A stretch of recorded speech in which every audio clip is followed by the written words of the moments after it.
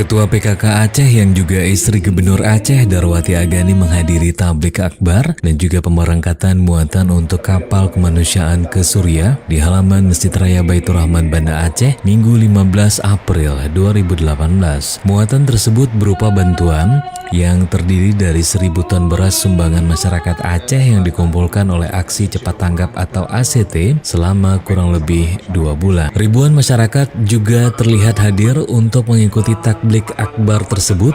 Hadir pula Walid Nur Zahri, Tengku Haji Muhammad Yusuf atau Tusuk Jenib, Syekh Ali Jaber, Ustadz Bobi Herwibowo, dan Ustadz Fadlan serta sejumlah tamu lainnya. Selain itu, tablik akbar ini juga dihadiri oleh Wali Kota Banda Aceh Aminullah Usman. Seperti yang diketahui, Aceh mengalami musibah gempa dan juga tsunami yang menelan ratusan ribu korban jiwa pada 26 Desember 2004 yang lalu.